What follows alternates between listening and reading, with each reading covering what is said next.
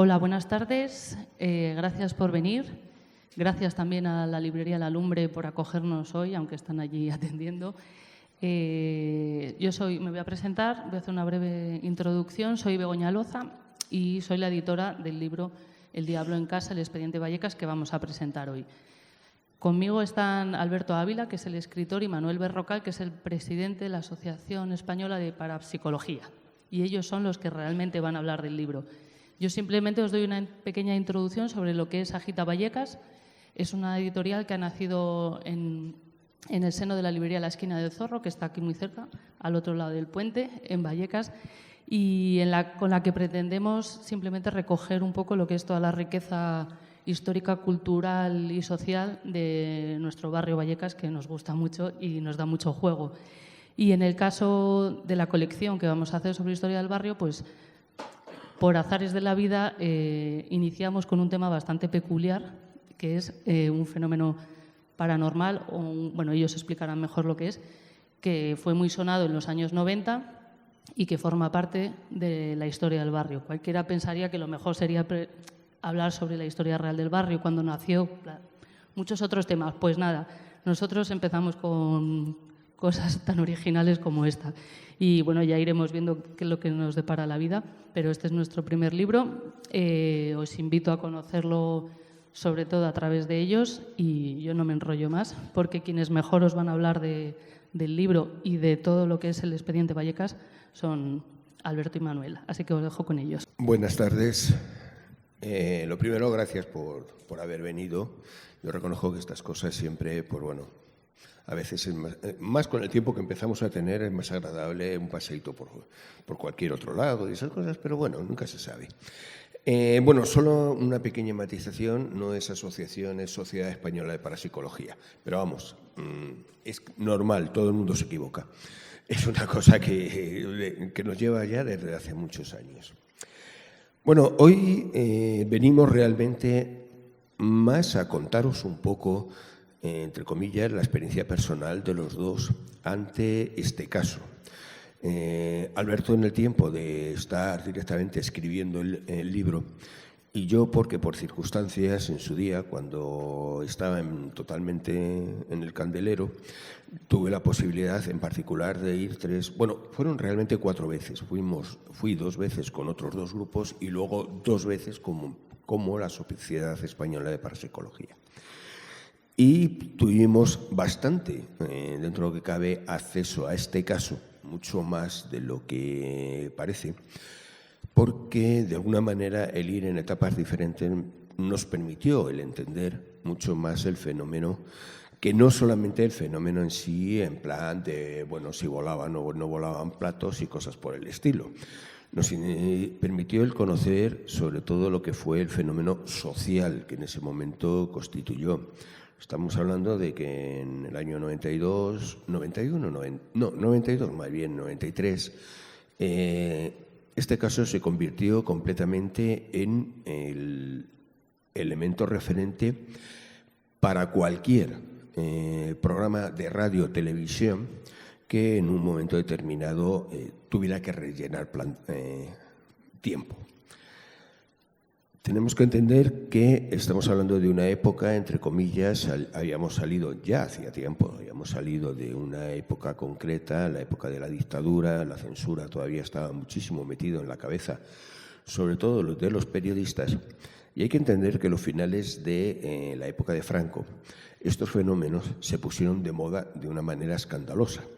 ¿Por qué? Porque no había censura sobre ellos.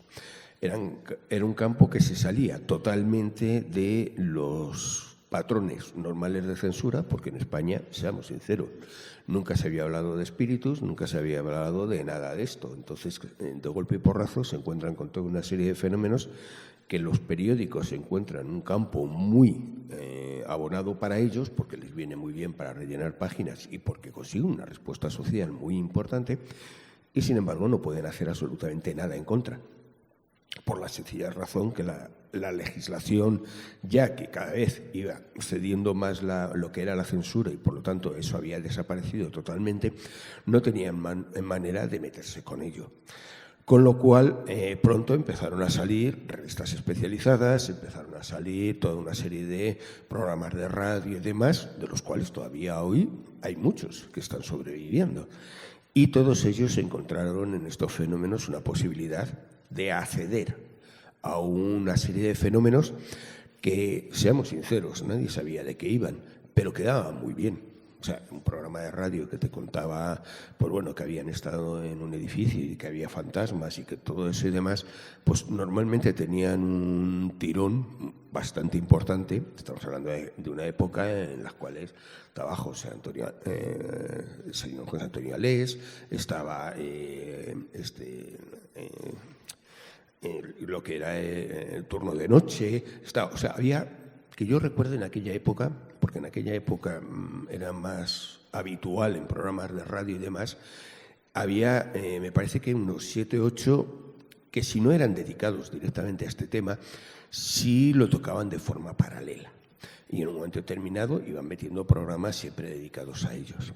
Con lo cual, que saliera un caso que tuviera una cierta respuesta y que encima, pues bueno, fuera como lo que estamos hablando hoy, un caso con toda una serie de fenómenos paranormales, continuos, donde se supone que había una familia que estaba padeciendo una situación francamente extrema, porque hablamos de que hablaban, pues eso, de que habían tenido que acabar durmiendo todos juntos en el salón por las situaciones que estaban viviendo. Todo eso, claro, entendamos que se vendía muy bien, con lo cual inmediatamente la familia tuvo que tener una situación, seamos sinceros, un poco extrema. Allí se metieron todos los programas de radio que había, se metieron todas las revistas, se metieron todo lo que en un momento determinado podían encontrar un mínimo de reportaje de aquel tema, independiente de lo que pasara. Porque es que el problema está en que cuando hoy analizas la prensa y los programas de la época, te encuentras que en realidad la situación de la familia no importaba. Lo que importaba era directamente sacar la situación en un momento determinado de lo que estaba pasando allí. Si la familia lo pasaba bien, lo pasaba mal, si se encontraban pues señores metidos un día sí, otro también allí, 3 o 4, a las 7 de la tarde, aguantando mecha allí hasta las tantas de la noche cuando les daba la gana de irse, todas esas cosas no importaban.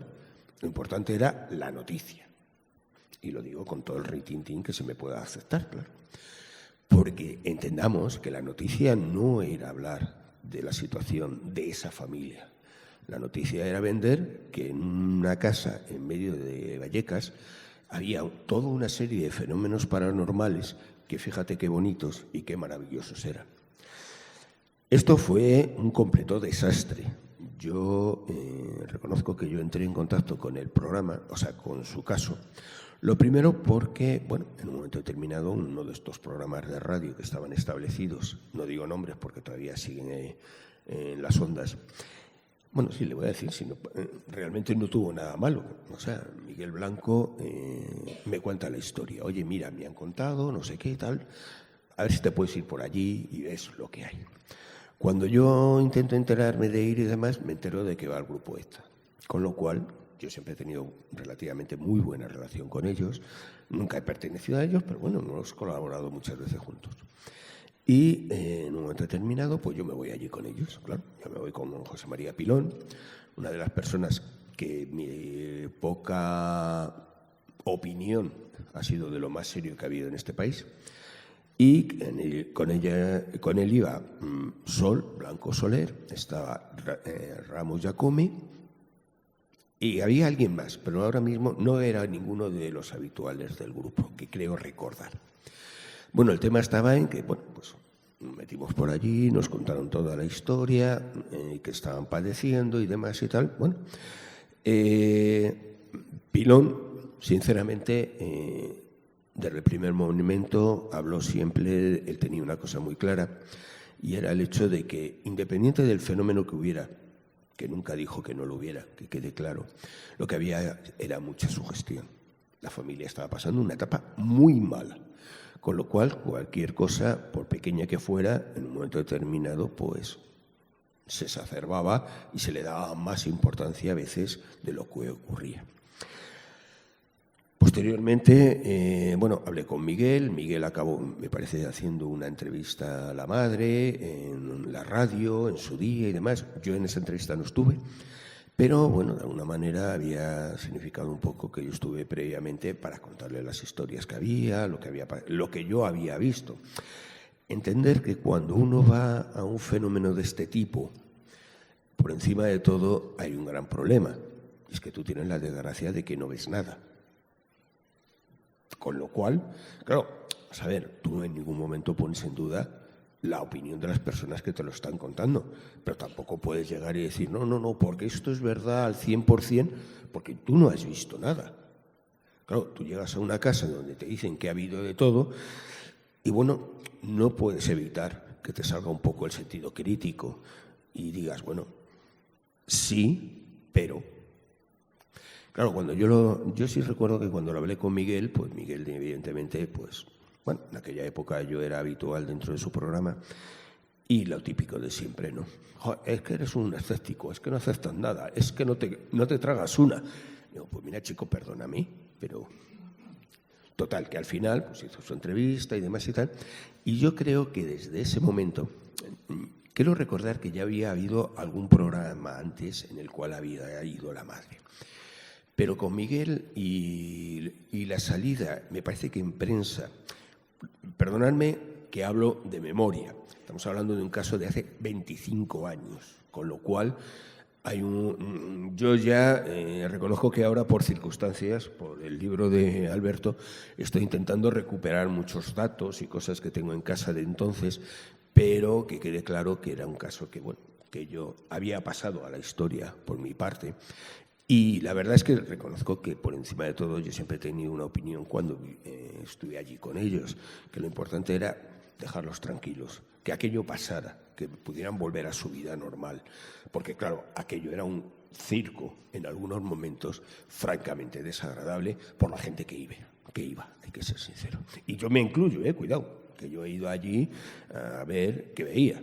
O sea, que estamos hablando de que no soy ni mejor ni peor que el resto. Hombre, no les tomé el pelo como algunos, pero eso es otro tema. La segunda vez fui con Fernando Jiménez del Oso. Claro, Fernando, seamos sinceros, pues bueno, tenía una manera de ser muy tranquila, él vio aquello, vio los casos. Fernando tenía una caterva ya de muchos casos que había visto a lo largo de su vida y demás. Y para él estaba claro, pues bueno, que ante todo tenía otra mentalidad. Vamos a ver, Fernando era psiquiatra, con lo cual el estropeamiento médico no le podía evitar. Y para él lo importante era conseguir que esta familia se tranquilizara lo más posible, si había suerte, y aquello se iba pasando. Pero después de aquellas dos situaciones, entre medias, hubo un tercer personaje llamado Tristan Baker. Y aquí entramos en la situación. Curiosamente yo fui la siguiente vez que fui ya como Sociedad Española para Psicología, ya fuimos directamente después de Tristan Baker. Pero que os quede claro, la siguiente vez que voy, con gran inocencia por mi parte, me contactan de un programa de televisión, en aquel momento bastante interesante, porque era el típico matinal que había en Antena 3. Y me dicen eso de, queremos que vaya usted allí y demás con su equipo y hagan un estudio y vean y no sé qué tal. Y yo, inocente de mí, me lo creí. Creí que querían que se hiciera algo serio. Claro. Mi problema es que fuimos allí, fuimos un día, fuimos un segundo día, estuvimos por allí recogiendo toda la información que la familia nos decía, porque es que, claro, es lo que os digo, evidentemente no vimos nada absolutamente.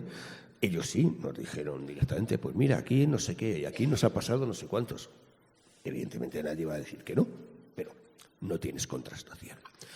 Con lo cual, el tema está que cuando a mí me llaman otra vez del programa para ver qué ha pasado, pues me encuentro con la papeleta de que me dicen que yo tengo que contar todo lo que hay. Y digo, bueno, pues mira, yo no voy a contar mentiras, evidentemente. Yo voy a apoyar a esta familia en la historia que ellos están contando, porque me parece lo lógico, pero yo no he visto nada. No, porque tú tienes que decir que has visto que no. No, mira, me parece que te estás equivocando. No, porque no sé qué. Total, al final, por razones de que en producción había una amiga, acabé en dicho programa, y claro, os podéis imaginar la situación.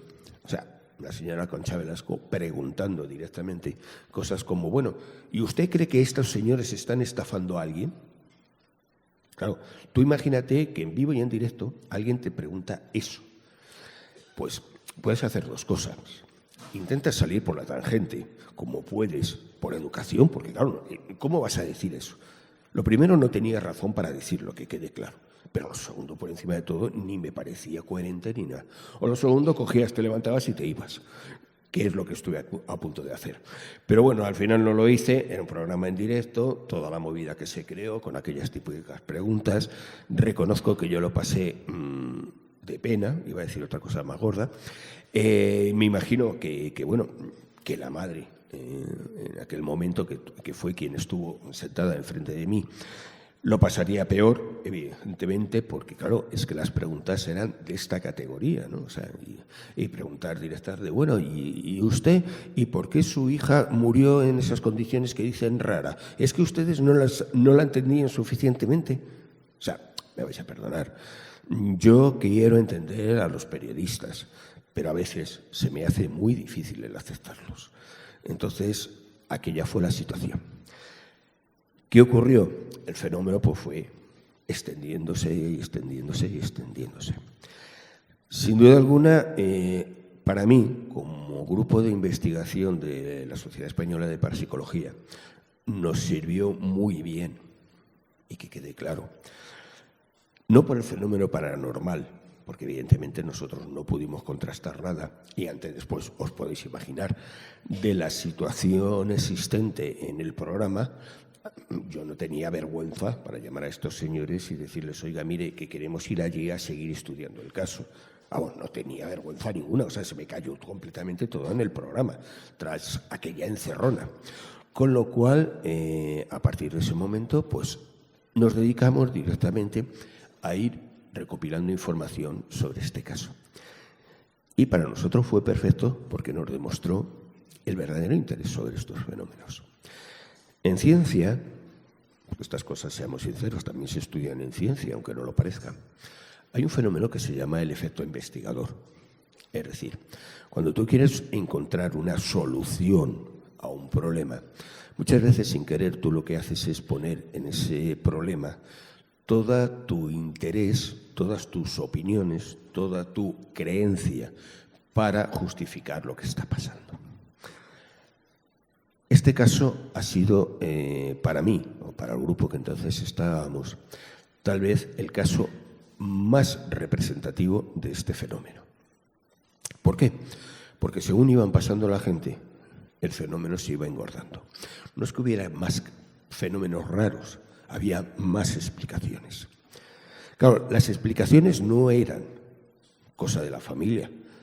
Las explicaciones éramos todos los que íbamos allí, que bueno, en la mejor o en la peor circunstancia intentabas explicar el caso, el contarles un algo a ver si conseguías tranquilizarles. Pero claro, también había otros que llegaban allí y mejor no comentamos lo que decimos, lo que decían. No, es que estos señores tenían una puerta interdimensional, estaba comentando hace un segundo, en el cuarto de baño, y por ahí entraban y salían espectros de todo tipo, y bueno, unas cosas de esas que decías, pero bueno, o sea, vamos a ver, ¿qué gran guionista de cine se ha perdido? O sea, el que les había contado aquello, se había perdido un gran guionista de cine, de películas de terror, porque es que eran buenísimas. Claro, ¿cuál era el problema? Tenemos que entender, estamos hablando de una familia humilde, media más o menos, a nivel de conocimientos, de cultura, vamos a ver, lo que en esa época era el porcentaje más alto de la población existente en Madrid y parte sobre todo en la zona, por ejemplo, Vallecas.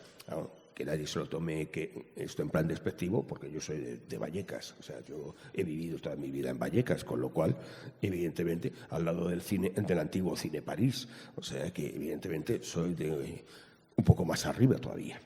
Con lo cual, no puedo decir nada de la gente de aquí porque me lo diría a mí mismo, ¿no? ¿Me entendéis? Entonces, lo gracioso era que, claro, allí llegaba gente con mucho nombre, porque seamos sinceros, gente con toda una capa de ser los grandes conocedores de estos temas, y todos soltaban lo que les venía en gana. Con lo cual, claro, esta familia no iban a poner en duda en ningún momento lo que estos señores tan serios estaban diciendo. Vamos a ver, si yo llegaba allí, no fue el caso, pero supongamos que hablaba de eso, de la existencia de una puerta interdimensional y demás, pues evidentemente ellos no iban a poner en duda mi palabra. Con lo cual, ¿qué ocurrió? Que claro, como allí fueron pasando todo lo que eran los programas de radio, todas las revistas, periódicos y demás, que en un momento determinado, en aquella época, buscaron la noticia en aquel edificio. Estamos hablando de, añádales, videntes, caraduras, sinvergüenzas y algún nombre peor que me saldría si no lo estuvieran grabando. Pero, evidentemente, todos aquellos, claro, todos decían lo mismo. Cada uno soltaba su rollo para justificar lo que ellos querían. Con lo cual, el problema es que todas estas personas, esta familia, cada vez iban engrosando la explicación, es decir, su propio fenómeno, y encima aumentando su propio miedo. Porque, claro, si estos señores tan serios encuentran explicación para esto, tenemos un gran problema en casa, el que sea, pero tenemos un gran problema en casa. Entonces, después de esto que os he contado, que de alguna manera es para colocarlos a nivel de la época, bueno, pues entonces vamos a empezar a hablar del libro de Alberto. Alberto ha hecho una recopilación, creo que bastante coherente, porque por encima de todo ha hecho una cosa. Él no se ha centrado solo en el fenómeno paranormal. El fenómeno paranormal es bastante secundario en su libro. Hay referencias a ello porque evidentemente tiene que haberlas. Pero creo que su labor a la hora de recopilar información de todas aquellas personas que vivieron aquel caso, creo que es muchísimo más importante que el mero hecho de, bueno, de decir si en un momento determinado se les movían las lámparas o se quemó un cuadro. Son cosas que están ahí, se han hablado hasta la saciedad de ellas, pero bueno, y ahora aprovechando la circunstancia le paso la pelota para preguntarle realmente si esto le ha sido fácil el hacer este libro. Muchas gracias, Manuel. Muchas gracias, Bego, por tu presentación. Muchas gracias a la Lumbre, muchas gracias a todos los asistentes. Y contesto a tu pregunta de una manera tajante. Ha sido muy difícil. O sea, como ha dejado bien claro en su intervención, Manuel, es bastante evidente que me topé con un caso francamente caótico. O sea, sinceramente, uno de los primeros problemas que tengo es incluso determinar fechas, determinar una cronología más o menos coherente. Creo que más o menos todos conocemos el caso, o por lo menos la leyenda del caso, porque es cierto que en el expediente Vallecas está superpuesto, digamos, unos hechos reales que se quedan, digamos, velados por la bruma, pero a los que se va superponiendo elementos que, sin lugar a dudas, son legendarios. Porque se suele llamar caso Vallecas, se suele llamar expediente Vallecas, pero quizás lo tendremos que llamar leyenda.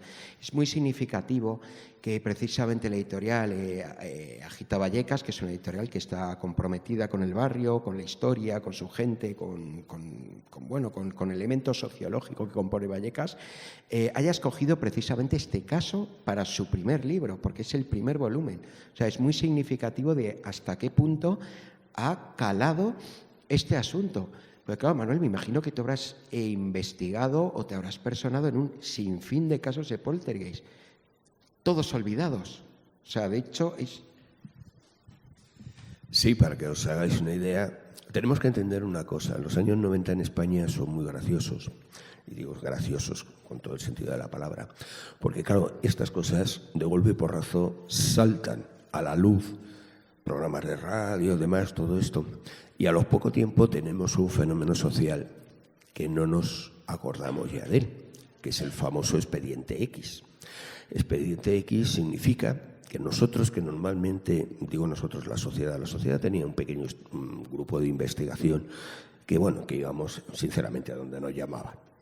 Nos hemos recorrido media España tranquilamente. Bueno, y lo curioso es que cuando nosotros estábamos allí, este equipo de investigación, pues bueno, teníamos un caso al mes o cada 2 meses, pero llega Expediente X y empezamos a tener 3 casos a la semana, literal. O sea, las cosas más insospechadas que os imaginéis. O sea, el tema es que tenéis que entender lo que es. O sea, el caso Vallecas es casi la punta del iceberg de aquellos años. Es el único que se ha mantenido, y vamos a ser sinceros, por una razón, porque se supone que hay un informe policial, que eso siempre le ha dado un caché especial a este caso. Pero claro, pero que quede claro, ese informe policial es el único que ha salido, porque yo conozco 5 casos más con informe policial.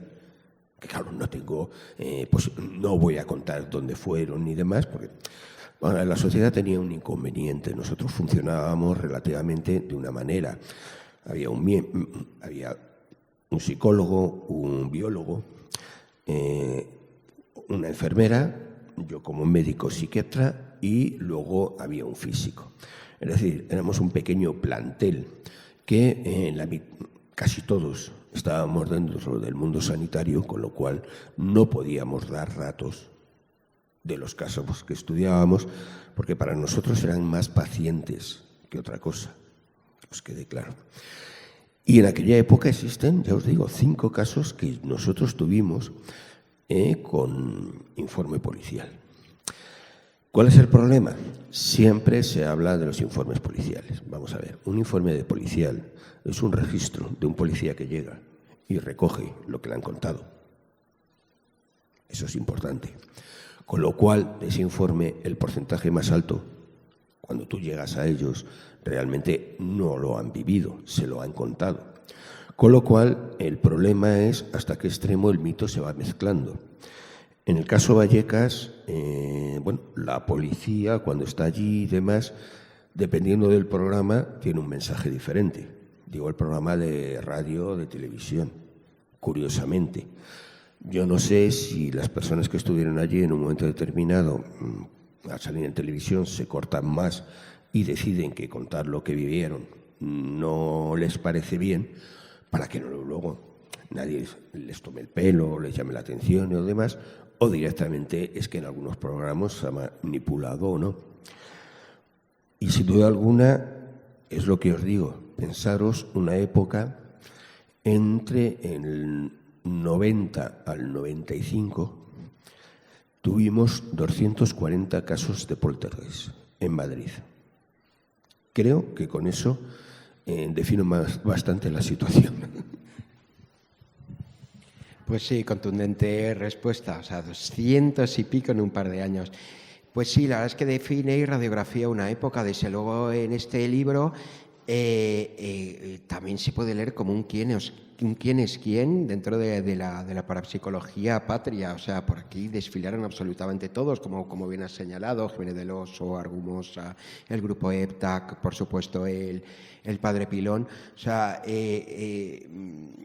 también hay una cosa muy interesante y es el tema del interés televisivo. El interés televisivo que está también marcado por una época en la cual, oye, finales de los 80, principios de los 90, es que comienza la telebasura.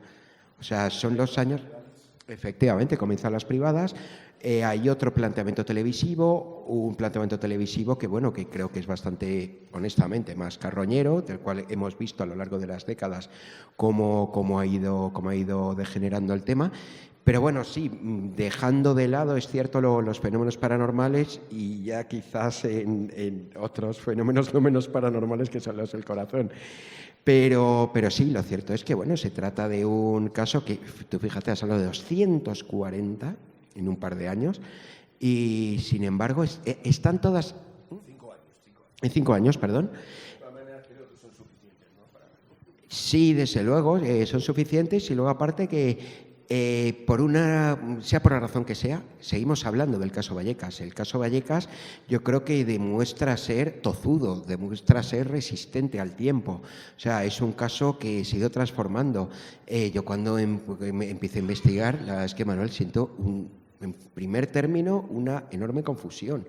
Porque, bueno, yo creo que todos lo conocemos básicamente a grandes rasgos. Es la historia de una joven que hace en el instituto una ouija. Después de realizar esta ouija, que es bastante accidentada, sufre un percance en el cual un humo negro que procede del tablero lo inhala, empieza a referir pues, fenómenos o síntomas similares a una posesión, sin ser una posesión en ningún momento, y acaba falleciendo. Porque sí que es cierto que se suele hablar mucho de que lo que distingue a este caso es que hay posteriormente un informe policial, pero también es cierto que este es un caso en el cual sucede una tragedia personal, lo cual hace mucho más delicada la postura que tiene la familia. Ten en cuenta que se ven prácticamente apedreados por la opinión pública, por un sinfín de investigadores, por televisiones, por prensa, etcétera, etcétera. Pero con el agravante de que existe un luto detrás, además un luto detrás por una joven de 17 años. O sea, estamos hablando de un drama y de una tragedia, sin lugar a dudas, y es algo con lo cual he tenido muchísimo cuidado en el libro, porque se suele obviar. Es cierto que de una manera o de otra estás hablando de que a partir de los 70 parece que empieza la edad de oro de los fenómenos paranormales, que los 70 es cuando tenemos las caras de Belmez, que yo creo que sin lugar a dudas es el primero del podium. Luego quizás el Palacio Linares, finales de los 80, principios de los 90, y tenemos el caso Vallecas, porque el caso Vallecas con los años es que no se trata de un poltergeist, es que, Manuel, yo creo que es el poltergeist por antonomasia, ni más ni menos. Sí, sin duda se ha convertido en el poltergeist. Y considerar por qué. Vamos a ver, estamos hablando de un caso en el cual una niña fallece. Las condiciones en las que ocurre, pues bueno, pues para unos son más o menos extrañas, para otros nos parecen bastante más normales. Es un accidente con mala suerte. Ella tiene un cuadro convulsivo y cuando tú has estado en urgencias estás aburrido de ver personas que en un cuadro convulsivo tienen directamente un problema respiratorio que les puede producir una parada. O sea, no estamos hablando de un caso de muy mala suerte. Claro, encima se le añade la circunstancia de que estamos hablando de una persona de muy poca edad. Con lo cual, eso crea un morbo increíble para todos estos carroñeros que empiezan con la telebasura. Y los llamo carroñeros. Claro, todos ellos podéis encontrar muchos programas de la época o programas de radio en un momento determinado que se hacen en relación a este caso. Y vais a ver que, claro, todo el morbo es ¿y qué le pasó? ¿Y qué le pasó? ¿Y qué le pasó? Y cuando ya... Bueno, pues Concepción había contado qué había pasado, inmediatamente entrábamos en el hecho de, y bueno, y su hija se le aparece, y su hija, o sea, cosas de esas que dices, pero bueno, o sea, era el morbo completo, creado para un tipo de televisión, sobre todo, y radio, que empezaban a extenderse todavía más de los que en aquella época había. Tenemos que tener en cuenta eso, que era el vender el morbo del caso. ¿Por qué se mantiene el caso? Pues mira, yo tal vez te diría que se mantiene por una razón sencilla.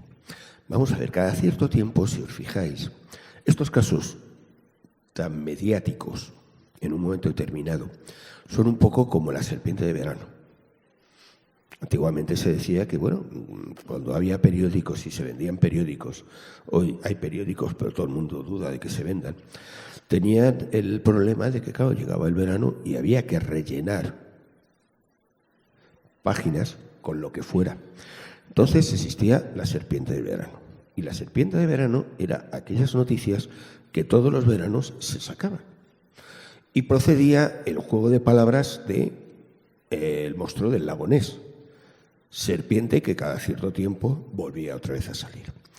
Yo en los 2 últimos años del Diario Pueblo, trabajé en el Diario Pueblo. Lo de la serpiente de verano era de pitorreo, porque si no lo encontraba se tiraba de una historia de cualquier otro año, se colocaba y demás. Vamos a ver, en España la prensa empieza a tener una cierta seriedad a partir de la época de la transición. Anteriormente, pues seamos sinceros, era morbo y publicidad del gobierno, nada más, no había más. Eso sí, se traían todas las noticias que se podían de fuera, cuanto más malas mejor, porque así ya de alguna manera se podía vender eso de lo bien que vivíamos en España. Esa situación, os puedo decir que en los 2 últimos años pues era divertidísimo, porque claro, el diario Pueblo en los 2 últimos años tiene que intentar competir con periódicos como El País, que no lo consigue. El País es una referencia en un momento determinado que arrasa con toda la prensa nacional, porque inmediatamente el nivel que tenía El País en proporción al resto, seamos sinceros, estaba muy a años luz. El tipo de, pues eso, de reportajes, de estudios, de investigaciones, todo lo que se hace en su momento. Y periódicos como los últimos años, o sea, Los Restos del Alcázar, El Ya, el diario Pueblo, incluso el mismo ABC, que aunque hoy en día quiera sobrevivir todavía, todos ellos tenían la característica de que utilizaban un porcentaje muy alto de historias con morbo. El diario Pueblo, que es quien crea directamente Belmez de la Moraleda, pero la crea directamente, o sea, se inventa toda una historia en un momento determinado, a partir de algo que ocurre en un pequeño pueblo ahí en Jaén, se monta una historia, vende periódicos hasta que se aburre. Estamos hablando de que llega a vender hasta casi 2 millones de ejemplares, gracias a Belmez de la Moraleda. O sea, estás hablando de algo insospechado en la época, porque a eso no se acercaba ni siquiera al AS. O sea, el AS estaba en 100, 120.000 ejemplares como mucho, con lo cual está claro que estos fenómenos tenían una trascendencia importante a nivel del público. Y entonces esto tiene la característica que, pues bueno, el diario Pueblo, cada cierto tiempo, continuamente, saca sus historias y llega hasta el extremo de que todas las últimas páginas siempre estaban dedicados a algún caso de estos. ¿Por qué? Porque realmente se convirtió en lo que realmente mantuvo el periódico casi 2 años más, porque hubieran tenido que cerrar antes. Lo cierto es que en aquella época, bueno, la mayoría de estas historias eran inventadas directamente. Vamos a ver, en aquella época el chiste era directo, o sea, yo lo he oído muchas veces en la redacción, aquello de, joder, en este número nos hemos pasado, estamos peor que el caso. Porque claro, seamos sinceros, es que el caso se inventaba todo también. O sea, eran periódicos que se vendían por el morbo. Entonces, pues bueno, si en un momento determinado había aparecido una persona, yo qué sé, que había muerto en no sé qué, pues el caso le vendía como que había sido pues asesinada 36 veces y no sé cuántos. Pues bueno, era una desgracia de material que se vendía y se vendía relativamente bien. Con lo cual, que cualquier elemento más o menos, entre comillas, serio, pillara un dulce, como era el caso Vallecas, hay que ser sincero, aquello era increíble, porque tenías todo. Tenías una familia a la cual la podías llevar en plan, iba a decir, pues eso, payaso de circo, perdón, no es esa la palabra, pero sí la utilizaban descaradamente para ir rellenando programas. Tenían la situación de que, bueno, pues en un momento determinado se iban contando historias y las historias se iban engordando. ¿Por qué? Porque siempre aparecía el supuesto especialista. Porque claro, siempre llamaban a uno de los especialistas que habían estado allí y cada uno contaba lo que le venía en gana. Yo he hecho psicofonías, el otro ha hecho no sé qué, el otro... O sea, aquello era a ver quién la decía más gorda. Con lo cual, aquello iba engordando. Y aquello sí iba junto. Claro, se crea en un momento determinado un corpus tan bien organizado que ¿qué ocurre? Que cada cierto tiempo, cuando estos fenómenos vuelven con investigadores o periodistas nuevos, ¿a dónde van a ir? A esos casos que han sido famosos. ¿Por qué Belmez en los años 70 vuelve otra vez a ponerse de moda? Porque hay un señor que se va al Belmez hacer una serie de reportajes que publica en Carpa 7. ¿Por qué Caso Vallecas sigue? Porque cada cierto tiempo hay alguien que lo recupera. Pero lo recupera no como fenómeno importante y demás, no, lo recupera como, miren ustedes lo que hubo y todo esto no hay quien lo explique. Hay cosas que sí se explican, pero claro, el problema es que a veces para vender el producto no tienes que contar todo. Así es, o sea, yo creo que has expresado bastante bien la condición guadianesca que tiene el caso Vallecas.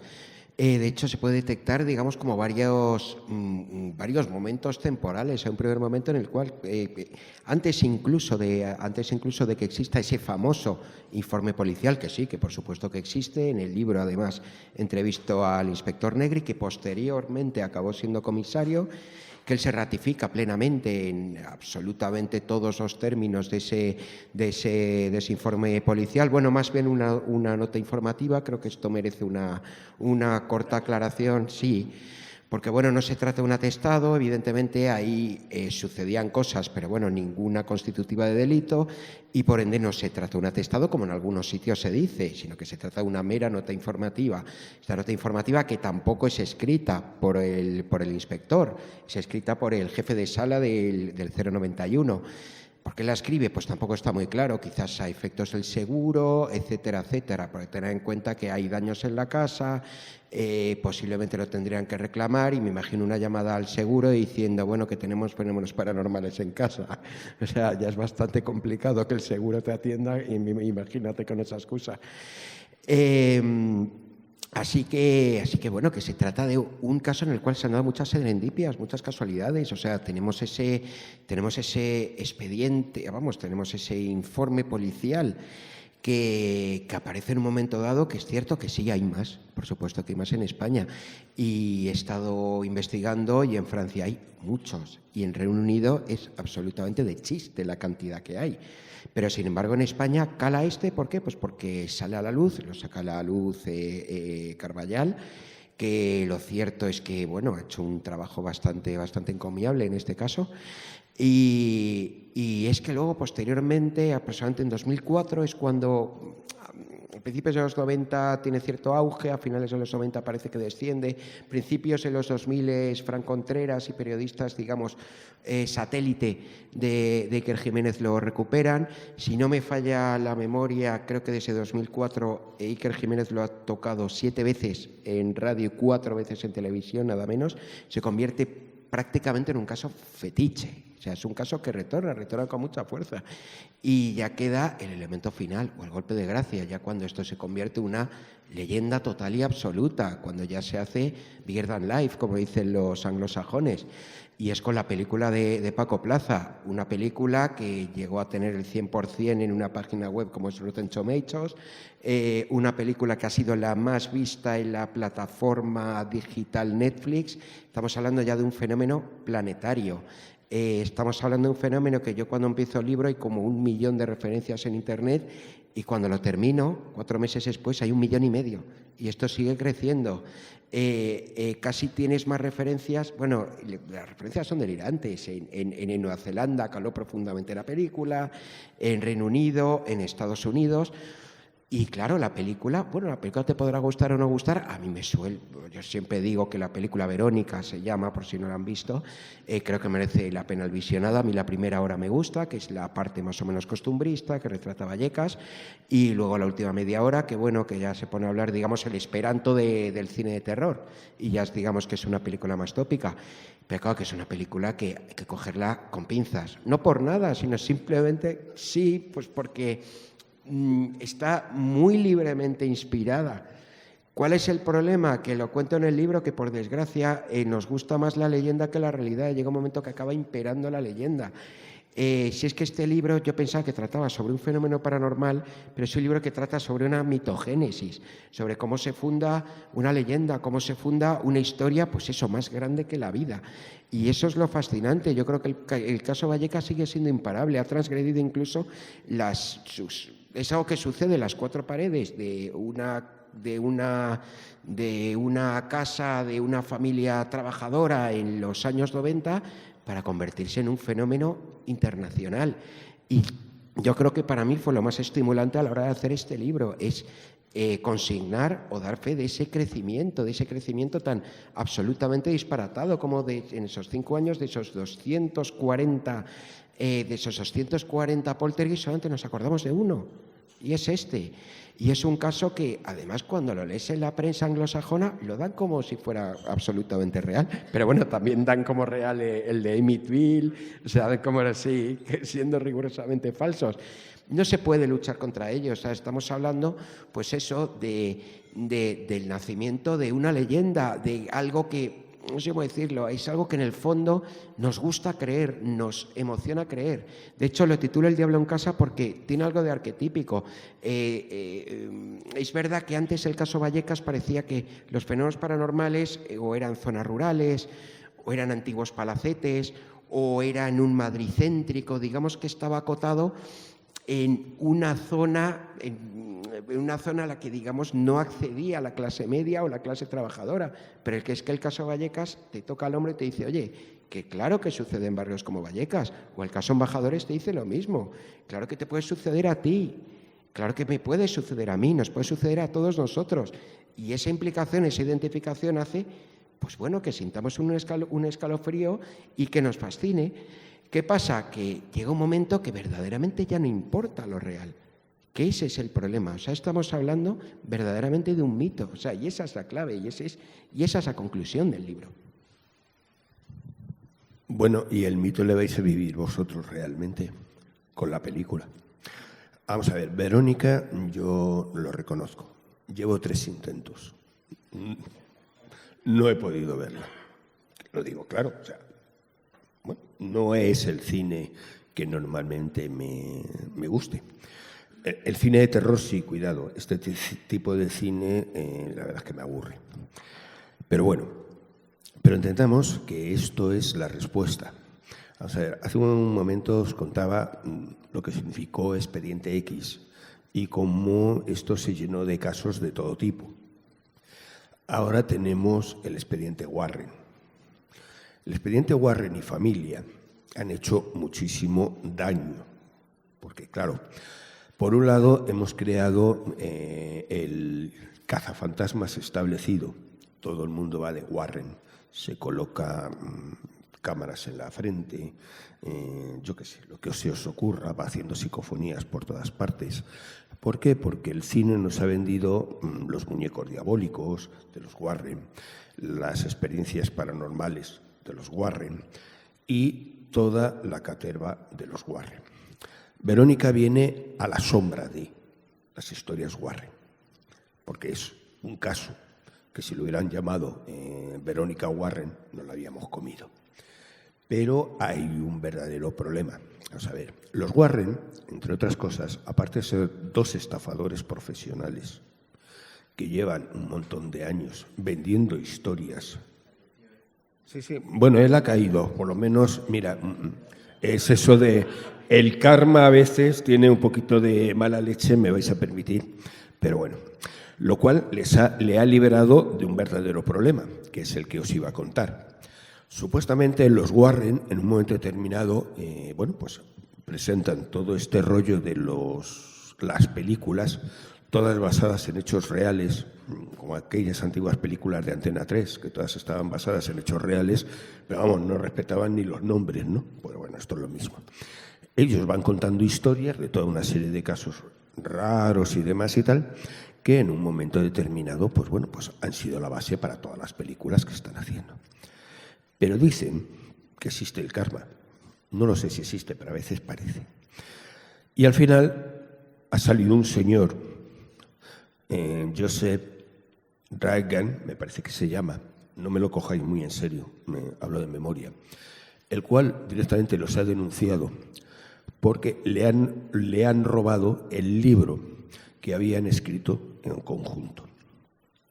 Es decir, estamos hablando de que en un momento determinado los Warren, con este escritor, deciden hacer toda una serie de novelas, de historias raras que vender en plan bestseller. Y en un momento determinado estos señores se adelantan y venden la historia directamente a la productora de cine. Este señor empieza a presentar denuncias y demás y tal, pero en un momento determinado, pues bueno, hasta aquí ya sabemos cómo funciona la ley. Tú presentas la denuncia de algo hasta que llega al juzgado, entre no sé qué, tal cual, total, que el hombre lleva 4 años litigando contra ellos.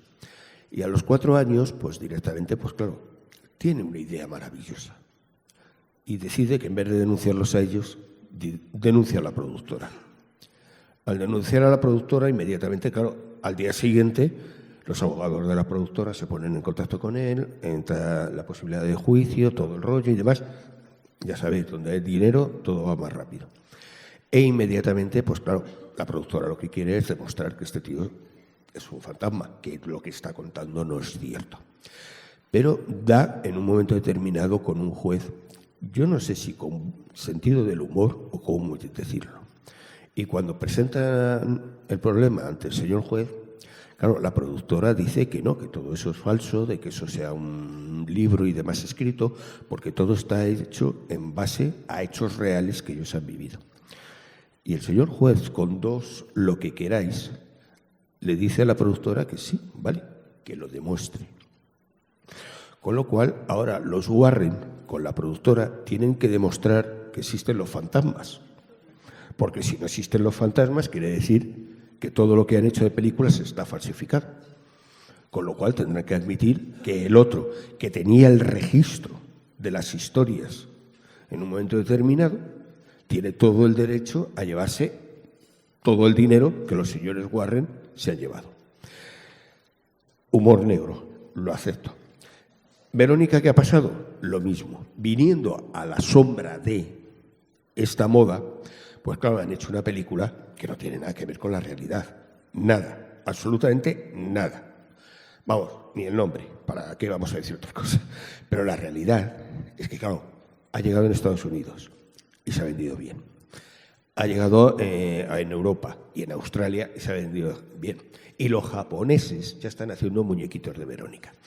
Con lo cual tenemos la historia de que esa es la realidad. Al rebufo de los otros ha llegado una película que ha sido aceptada a nivel social.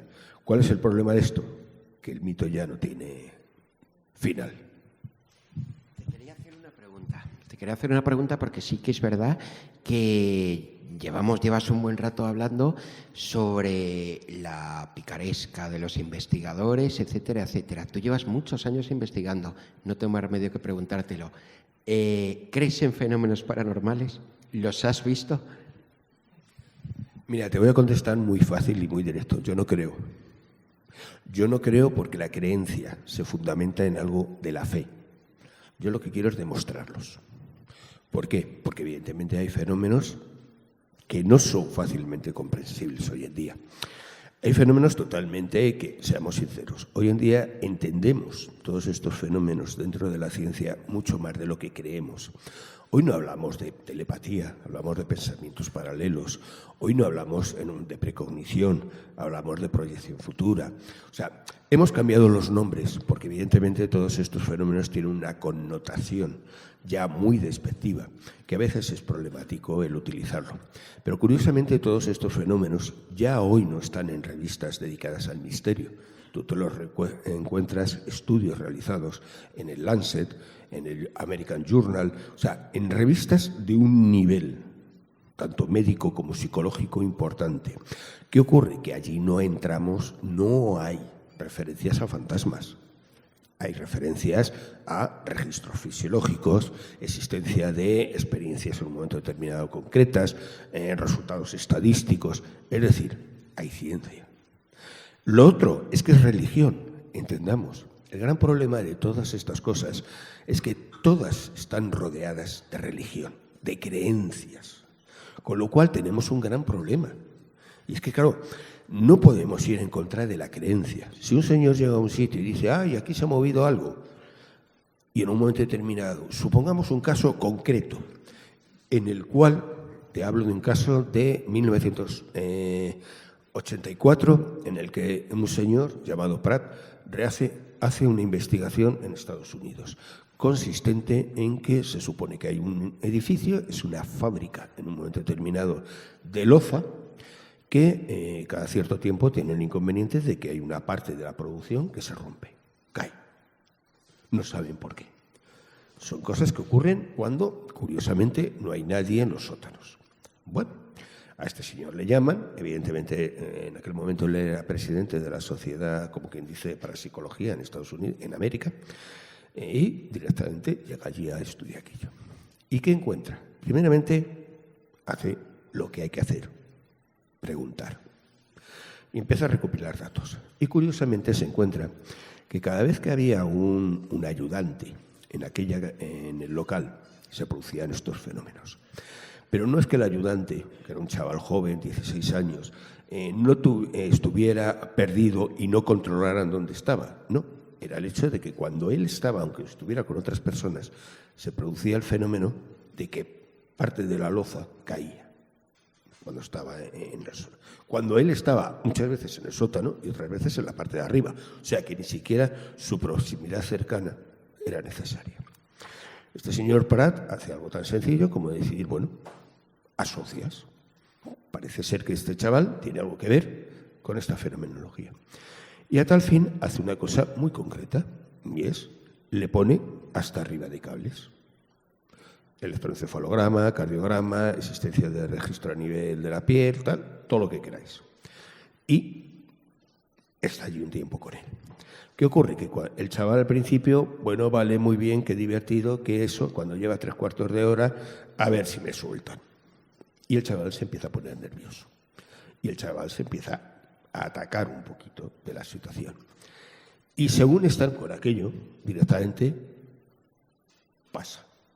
Caen las tazas, principalmente en la zona del sótano, cuando ellos estaban arriba. ¿Qué ocurre? Que este señor, cuando va a ver sus registros, se encuentra que directamente este chaval había tenido una crisis epiléptica del lóbulo temporal, que por algún momento o por alguna razón había una relación directa entre el momento en que se produjo aquello con la caída de los objetos. Claro, eso es una cosa muy difícil de conseguir, pero la realidad es eso. Aquí no hablamos de creencia, hablamos de una contrastación de un fenómeno con una fenomenología concreta en una persona. Eso es lo que yo quiero. La creencia, yo respeto todas, pero no me sirven para nada. Sí, yo creo que está claro. Y bueno, no sé cómo vamos de hora, pero yo creo que es ahora el momento de, si tenéis alguna pregunta, algún ruego, algún comentario, como las comunidades de vecinos, alguien levante la mano. ¿Ninguna pregunta? Sí. Pues ¿qué fue de esta familia? Pues esta familia pues sigue viviendo su vida. Esta familia sigue viviendo su vida. Eran 6 hermanos, bueno, evidentemente que quedan 5. Falleció no hace mucho el padre y ahí están. O sea, tengo la suerte a la hora de elaborar el libro de estar muy cercano con uno de los hermanos y, bueno, que me proporcionó una información que yo creo que es básica, que es crucial y bueno, pues siguen viviendo.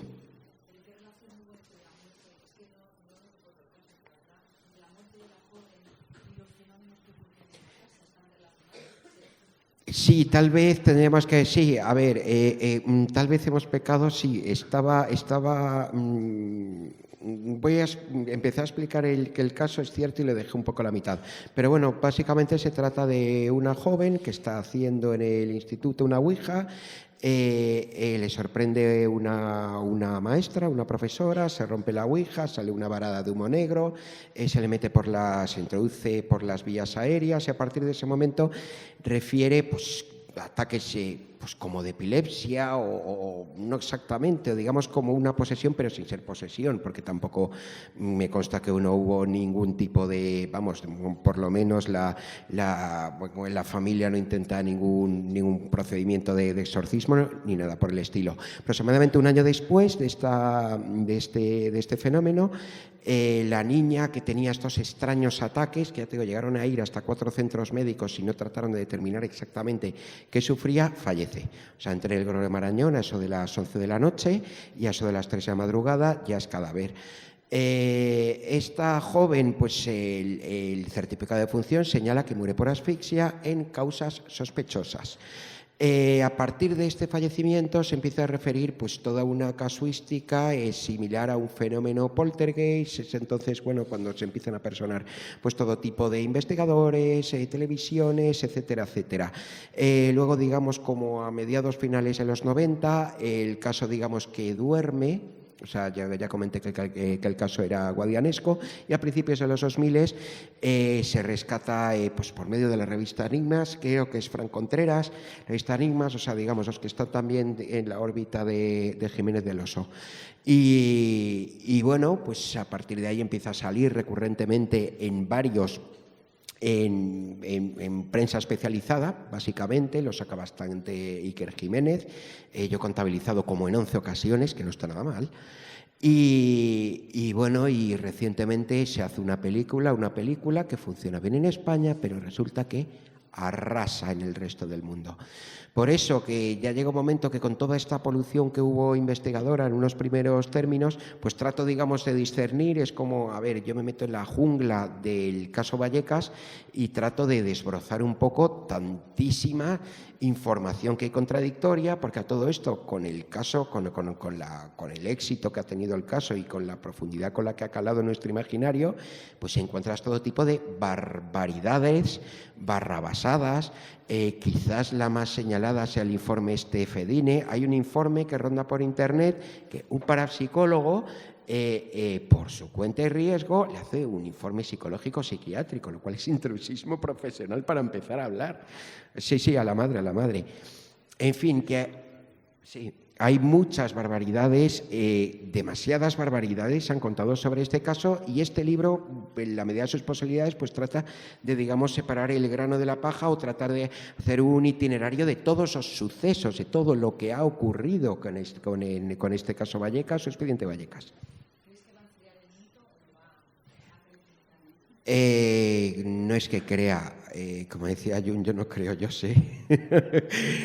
Va a crecer, creo que es imparable. En eso te puedo decir que el mito ya está lanzado de tal manera que con el tiempo, pues te por seguro que el caso Vallecas desaparecerá y existirá el caso Verónica. Y si no, dale al tiempo. Tenlo en cuenta que de aquí, a partir de ahora, o sea, el que Alberto haya escrito un libro contando lo que fue el caso Vallecas, en el que haya algunos trabajos bastante buenos por ahí publicados sobre lo que fue en su momento, el que algunos contemos lo que contemos, va a dar igual. Dentro de un periodo de 2 años, te digo 3 como mucho, todo el mundo hablará del caso Verónica.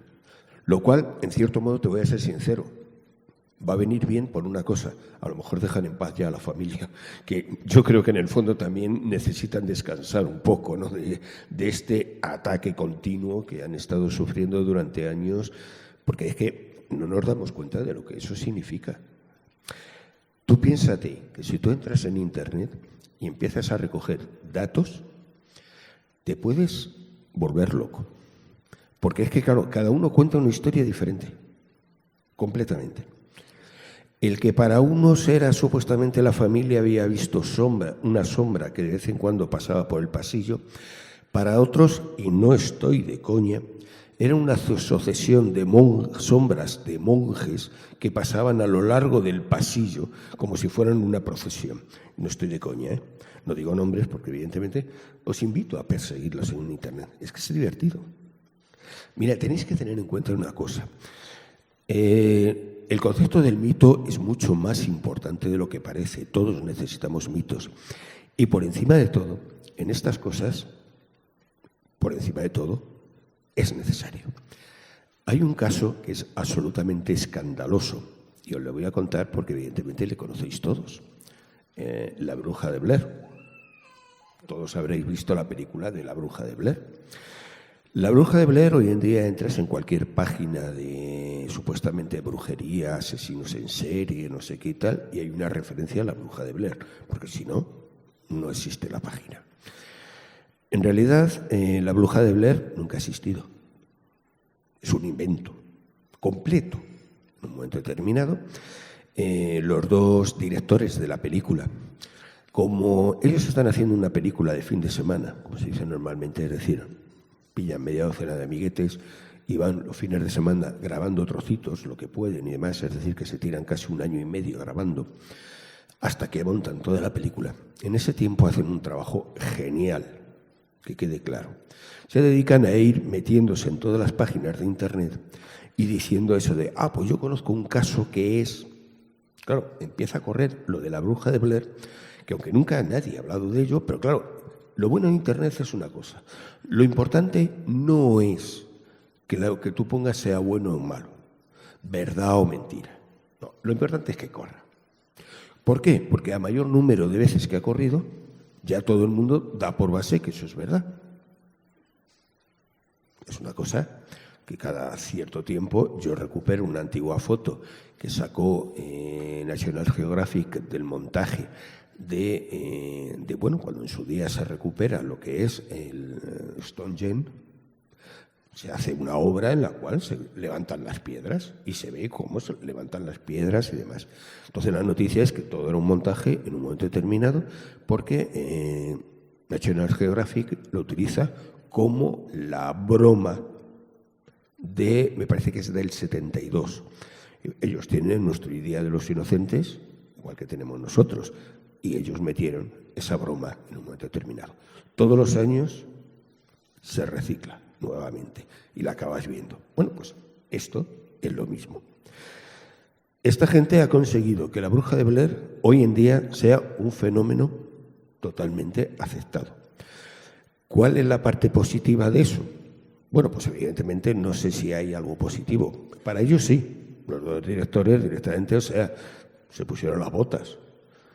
Una película que no les costó ni 3.000 euros, o sea, $3.000, perdona, se ha convertido en uno de los éxitos económicos más importantes que existe. Con lo cual, el negocio que hicieron fue brutal. Su trabajo fue muy bueno.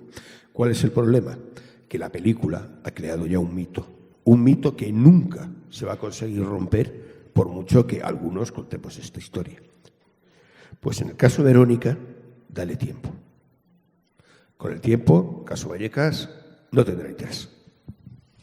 Estoy bastante de acuerdo. O sea, yo creo que este libro que estoy convencido que se escribirá más. No me cabe la menor duda. De hecho, hasta donde sé, hay como media docena que no sean monográficos y tratan el caso.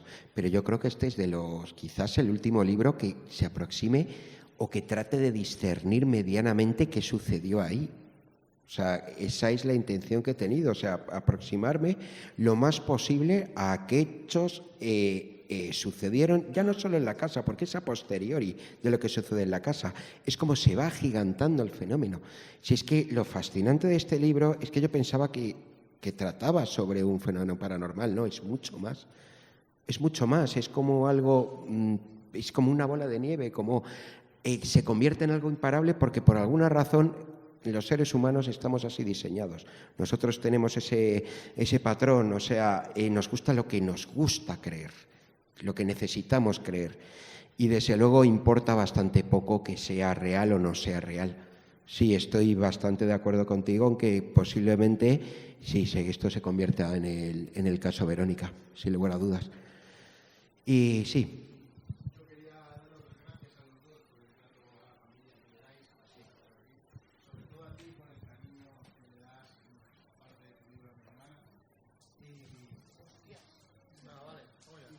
Un millón de gracias, te acabas de descubrir, sí. No puedo decir nada más, llevo mucho tiempo detrás lo he vivido, investigando el caso, porque al final, cuando uno vive de pequeño estos temas, intentas saber la verdad, ¿no? Porque no es lo mismo que cuando ves de pequeño que cuando ves de pequeño. He leído 20 libros, en este 16 he visto película, 1.000 escritos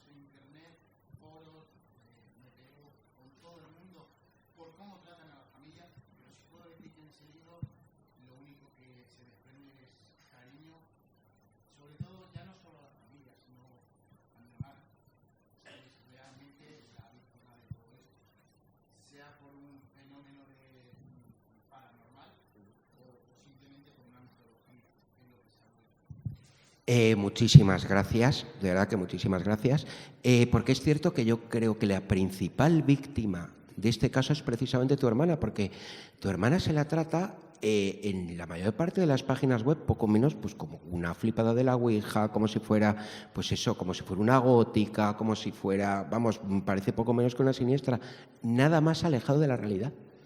O sea, estamos hablando de una época en la cual todo el mundo hacía la Ouija. Yo tengo más o menos la misma edad que tendría tu hermano. ¿Cuántos han hecho la Ouija aquí, por curiosidad? ¿No está mal? ¿No está mal? Sí, sí. Pues no está mal. O sea, aquí tenemos como un 33% más o menos. Yo no hice la Ouija, lo cuento en el libro, pero sí estoy muy vinculado con ella porque resulta que yo en octavo de GB había un pupitre que nadie quería y era porque alguien se había tomado la molestia de grabar con la aguja de un compás una Ouija y todos tenían un miedo terrible y ese fue mi pupitre todo octavo de GB, lo cual me dio una especie como de prestigio en el colegio. Y sí, claro, o sea, tu hermana hizo lo que hacía todo el mundo y lo hizo, ¿cuántas veces haría? ¿Una, 2 veces, 3 veces o a lo mejor una? Claro, ¿y tu hermana?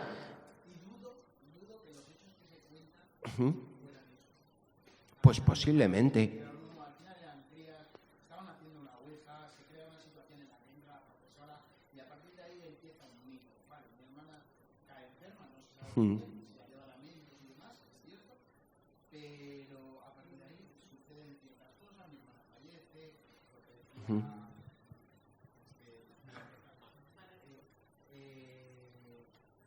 mi familia o mi madre era religiosa, o sea, era creyente, y eso hace mucho daño en estos casos.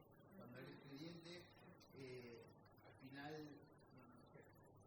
claro, tu hija se ha ido, pero realmente se ha ido porque creemos en el espíritu, porque creemos en tal.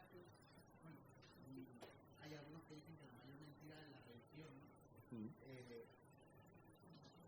Yo creo que realmente el problema fue unos hechos que en el espacio-tiempo van muy seguidos. Mi madre pierde a su hija, con el hecho de que había hecho una Ouija justo antes, que ella es creyente, claro, nosotros empezamos a ver sombras, probablemente. Yo no digo que nadie, que no la quiera, pero claro, si tú le dices a un niño, a un joven, o incluso a vosotros, yo os empiezo a decir que veo una sombra aquí, y probablemente terminéis viendo esa sombra.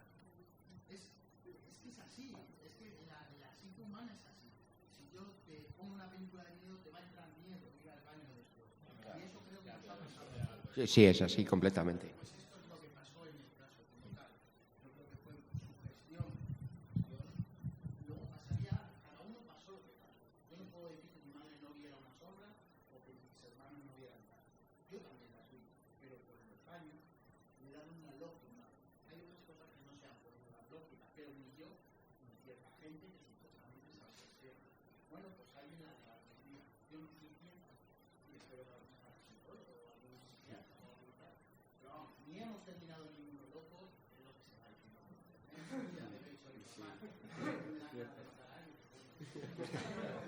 Bueno, pero eso como a todos.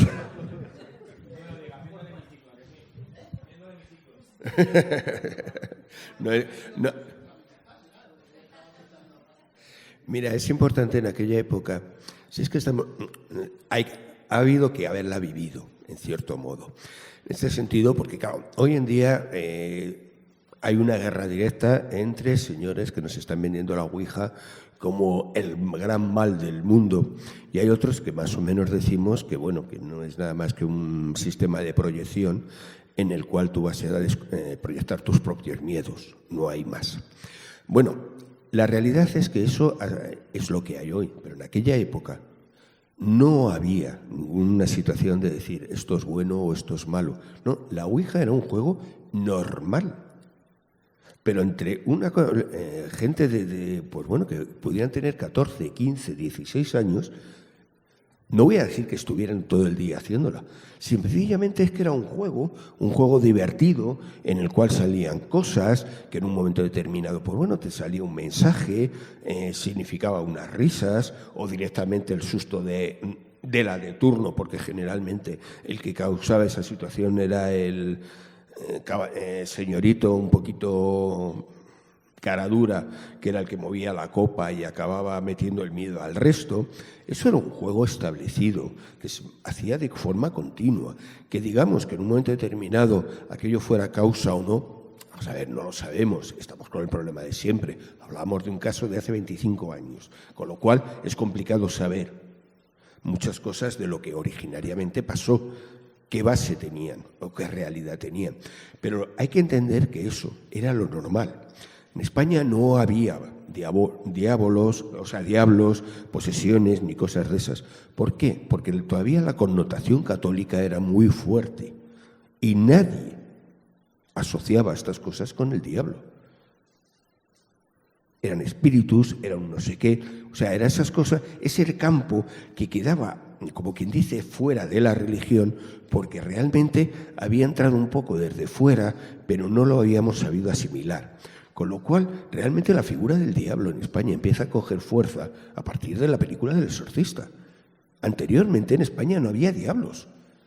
Nadie hablaba de que hubiera posesiones diabólicas ni cosas por el estilo. Con lo cual, estamos hablando de que como fenómeno social todavía falta una influencia muy importante para salir. En ese aspecto, pues, hombre, él dice el comentario de que si la pobre chica, que si se la asociaba con que si era gótica, que era siniestra. Vamos a ver, yo he sido gótico. Que quede claro, mi aspecto sinceramente era un verdadero problema para mi familia en su momento, pero bueno, es una etapa en la vida, seamos claros, o sea, tú tienes esa etapa, ¿por qué? Porque seamos sinceros, cuando tú tienes una cierta edad, estás en esa etapa un poco revolucionaria y de alguna manera vas a hacer algo que sea diferente a lo que estás viendo en casa, con lo cual, no, es que era gótica, que no. Claro, pero es que además hay una cosa, es la edad con la que se hacía, que tenía algo de iniciático, o sea, del mismo modo que en la adolescencia es iniciático, pues la introducción en el sexo, pues también es la introducción con el otro lado, con la muerte, con el más allá, es que encima tiene ese morbo o eso, pues eso, pues esa fascinación de la iniciación. Y en esa época la iniciación al sexo que él dice, olvidaros. Eso ni existía. Acababas haciendo la ouija porque evidentemente era más fácil.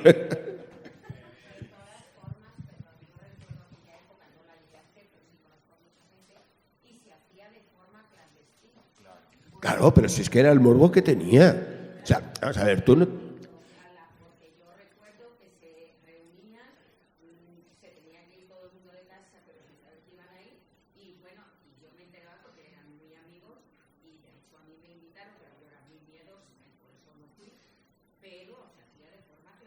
Claro, tú no...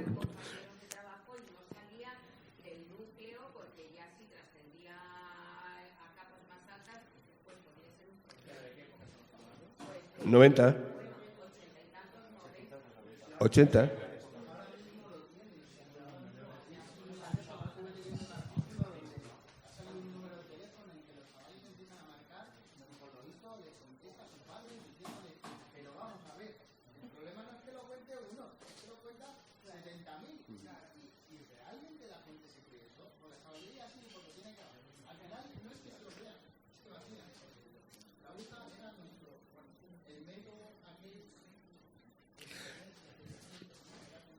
Entendamos que la ouija tenía dos características.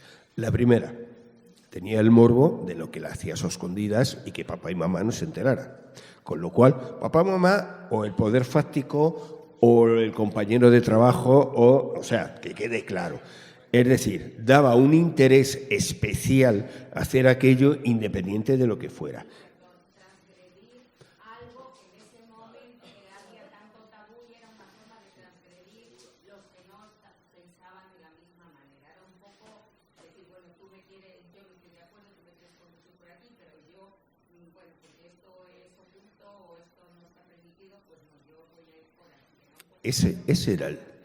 Esa era la razón de la que en un momento determinado se puso tan de moda.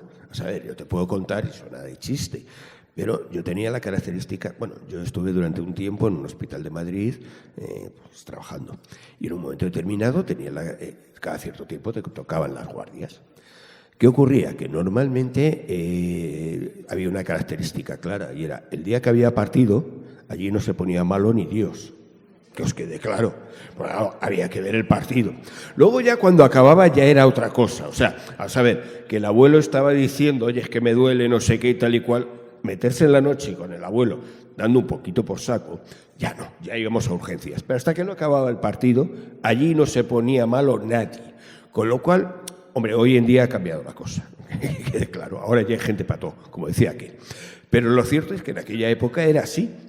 O sea, tú en las primeras horas de la guardia, el día que había un partido un poquito importante, te aburrías como un enano. Y yo te puedo decir que allí hemos acabado medio departamento haciendo ouija. Porque es que entendamos que era un entretenimiento. O sea, podíamos hacer dos cosas. O nos llevábamos un ajedrez, que era demasiado serio y no podíamos jugar todos, o nos llevábamos unas cartas que, sinceramente, la media existente no entraba por las cartas porque nos aburrían, o nos poníamos a hacer una ouija que llamaba más la atención, además tenía ese espíritu de algo especial, incluso tenía una connotación más intelectual, porque eso no era cosa de... Y claro, tú acababas allí haciendo tu numerito, y nosotros teníamos una ouija escrita en un tablero escondida detrás de uno de los, de estos, ¿cómo se llama?, de los armarios, y no pasaba nada. Era lo normal. ¿Qué ocurría? Que claro, ha habido mucha mitología alrededor de al que se le ha roto la copa, al que no sé qué, al que resulta que lo que se cuenta de que salió un humo y fue a la chica. Todas esas historias yo las he oído de todas las maneras posibles a nivel de la Sociedad Española de Parapsicología. A mí me han contado de todo. Vamos, copas levitando y cosas por el estilo. El problema es que nunca he visto ninguna, lo cual es un completo desastre, porque a mí me hubiera encantado. Para que os hagáis una idea, en un momento determinado, para que veáis cómo funciona realmente la ouija. La ouija no es nada más que un sistema de equilibrio de fuerzas de tipo inconsciente. Cuando tú pones el dedo, hay un cansancio, eso hace que desplaces un poco, el de enfrente anima y empuja, sin que estamos hablando de todo de una manera inconsciente, y así empezamos a jugar. Es un efecto idiomotor, algo que empieza en la época espiritista con las mesas turnantes, aquellas que ponían las manos, que se movían y demás, y que, bueno, a fuerza de estudiar eso, hemos entendido que nosotros tenemos muchos movimientos y muchas situaciones que son las que se estudian hoy en psicología, o sea que no estamos hablando de cosas raras. Bueno, pues lo cierto es que nosotros hicimos una copa especial, un diseño en el cual tenía 4 sensores en la parte superior, de tal manera que cuando tú hacías presión, aquello pitaba. Qué curioso. Poníamos la copa, colocábamos los sensores encendidos. Claro, primero llegaba el de turno, no digo que, o sea, hacerlo conscientemente, aumentaba un poco la presión y aquello pitaba. Se volvió a intentar, al segundo intento, aquello pitaba. No había más intentos. A partir de ese momento todo el mundo se cortaba. Curiosamente no salía nada. Pero claro, nosotros teníamos otro punto en el cual cambiabas, como quien dice, el clic, y entonces lo que teníamos era un registro en otro sitio de luces que la gente no veía. Qué curioso. Aquello parecía una discoteca. Se encendían todas las luces, una a otra, no sé qué, tal y cual. No era nada más que eso. Movimientos ideomotores en los cuales tú proyectas tus miedos, tus expectativas, el querer hacer la gracia para reírte a costa del compañero. Vamos a ver, que lo normal era que siempre había un señor, un chaval, que era el más cara dura, y eso lo que hacía era para meter miedo a las amiguitas que estaban alrededor. Eso era habitual. O sea, que estamos hablando de que es un problema directamente sin ninguna trascendencia. ¿Cuál es el problema? Que tú proyectas tus miedos. Si tú empiezas a jugar, uy, es el diablo, no sé qué y tal, pues siempre hay gente que es más sensible y acaba teniendo miedo de eso que está haciendo y eso le puede afectar. Pero claro, estamos hablando de que no es que haya un fenómeno raro, paranormal, no sé qué tal. No, es que lo que os digo, o sea, ese fenómeno se estudia en la Universidad de Psicología y además en primero, para más datos. O sea, que es algo normal. Lo que pasa es que, claro, ¿qué ocurre? Que cuando en un momento determinado se tiene que vender el kiosco, ese es el problema. Cuando alguien sale y dice, no, porque esto es muy malo, no sé qué, tal y cual. Fijaros un poquito en un momento determinado quién lo dice. Porque a lo mejor sus creencias, su manera de hablar y demás os define. Mira, hace poco existió, vamos a ver, Internet ahora mismo se ha convertido en un fenómeno viral para conseguir hacer todo tipo de publicidad. Hace poco se puso de moda un juego que consistía en 2 bolígrafos, uno sobrepuesto sobre otro, y se supone que eso se daba, giraba, y con eso conseguías pues bueno, una especie de ouija, ¿no?